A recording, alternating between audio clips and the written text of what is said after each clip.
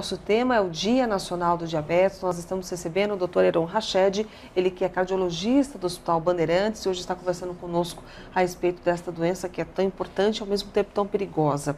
Doutor, nós fomos nas ruas da cidade e perguntamos às pessoas de que forma que elas se protegiam contra a doença. Quero que a senhora acompanhe as respostas. Vamos lá? Eu não tenho diabetes, mas a minha mãe tem, né? Então ela faz para prevenir o quê? Precauções sobre a alimentação. Ela come sempre alimentos saudáveis, né? E aquilo que o médico propõe para comer, coisas que não tem gordura, não fritura, sempre salada adequada, torradas integrais, arroz integrais, nada de alimento que contém ingredientes pesados.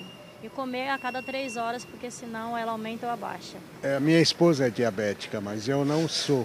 Eu agora estou usando um pouquinho mais de açúcar, não açúcar natural, o refinado, e sim adoçante artificial, né?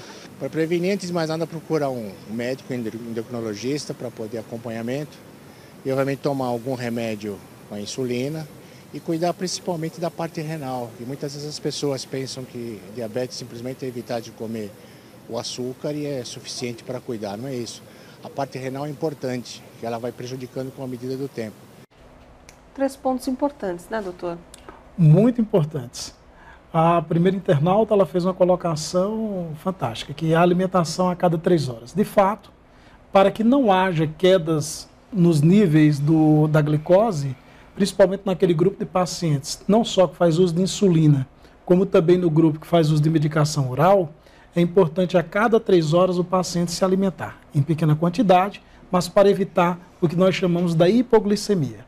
Então, importantíssima. Ponto para a sua internauta, ela está certíssima. E quanto à alimentação saudável, que ela citou uma série de alimentos, todos aprovados, um alimento quanto mais saudável possível, combatendo não só a elevação dos níveis de glicose, como também combatendo a doença cardiovascular com os componentes que ela citou. O senhor comentou sobre a hipoglicemia. A hipo, ela é tão perigosa quanto a hiperglicemia? As duas situações, elas são situações que levam a prejuízo do organismo, tanto a hiper quanto a hipo. A hipoglicemia, ela é uma situação em que você tem mais sintomas. Quando você tem hipoglicemia, você tem sensação de desmaios, você tem extremidades frias, sudorese, então você se torna mais sintomático. Então é muito mais fácil o paciente saber que está com hipoglicemia do que está com a hiperglicemia. Então, muito cuidado para aquele paciente diabético que não se alimenta corretamente, digamos que ele esteja dirigindo e tem um quadro de hipoglicemia, uma sensação de desmaio no trânsito.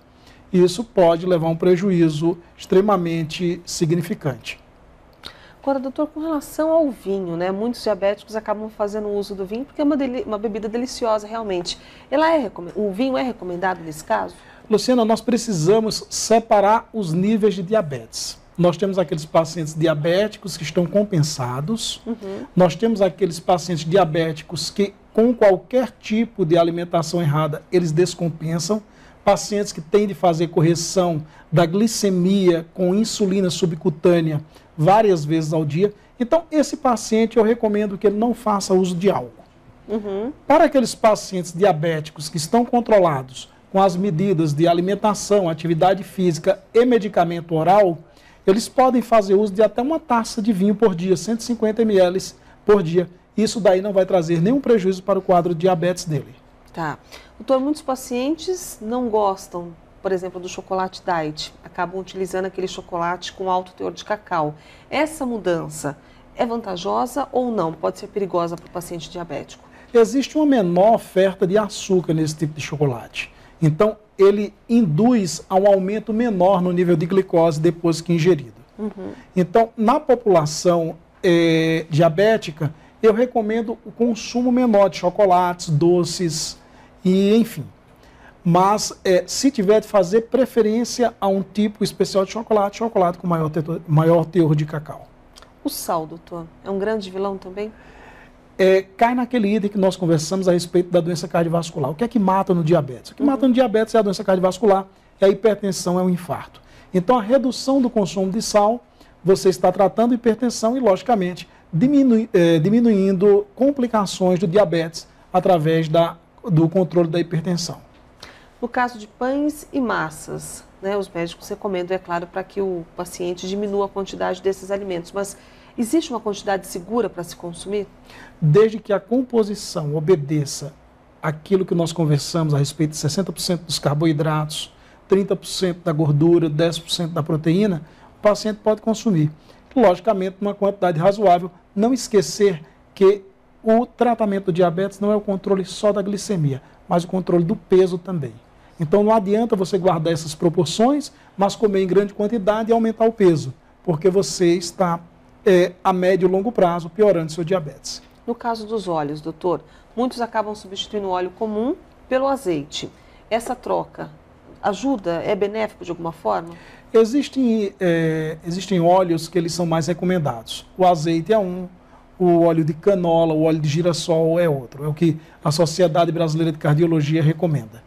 Porém, todo alimento que você submete à fritura, mesmo sendo fritura com azeite ou com óleo de canola, você está gerando gordura transaturada. E a gordura transaturada, sabidamente, ela não é saudável. Então, nosso programa já está finalizando e a gente sabe que a atividade física ela é fundamental para todas as pessoas, em especial para o diabético. Qual o impacto da atividade física no tratamento que se faz a diabetes, doutor? Luciana, se hoje você me perguntasse no arsenal do tratamento do diabético, o que seria mais importante, eu diria que seria a atividade física. Mais importante do que a dieta, mais importante do que a alimentação, mais importante do que a medicação.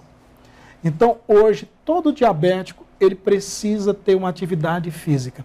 Não precisa, não há necessidade necessariamente de ir para uma academia.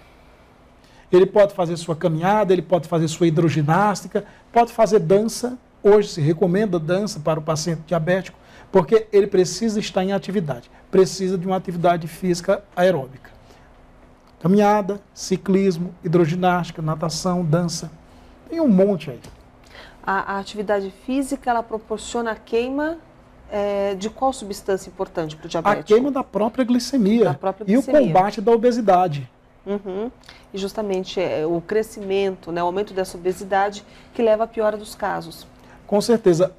A presença da gordura, principalmente naqueles pacientes que têm composição, tem uma distribuição maior da gordura abdominal, a gordura ela libera uma substância que ela age contra a insulina. Então, ele consegue, através dessa obesidade, desorganizar o diabetes. Então, mesmo aqueles pacientes, muitas vezes você vê pacientes no consultório que dizem, doutor, mas eu não como absolutamente nada, o que é um erro, que induz a hipoglicemia. Uhum. Ou eu como 1 ou 2 vezes ao dia, logicamente também está errado. Ou é um paciente que é um paciente obeso. Então, esse paciente, ele do ponto de vista de glicose, ou seja, aquela gordura, ela vai produzir uma substância que vai competir com a insulina e a insulina não consegue agir na célula. Isso faz com que os níveis de glicemia eles se mantenham elevados, mesmo o paciente não se alimentando com grandes quantidades de carboidrato. Hoje nós conversamos com o Dr. Heron Rached, aqui na programação da Jovem Pan Online, ele que é cardiologista do Hospital Bandeirantes aqui de São Paulo. Hoje nós falamos um pouco mais sobre diabetes, essa doença tão perigosa e que tem assustado os médicos e também a sociedade como um todo. Dr. Heron, muito obrigado pela sua presença. Obrigado, Luciana. Obrigado aos internautas. Todos que nos acompanharam, mais uma vez, muito obrigado pela audiência, pelo carinho. Acompanhem toda a nossa programação e até o nosso próximo programa.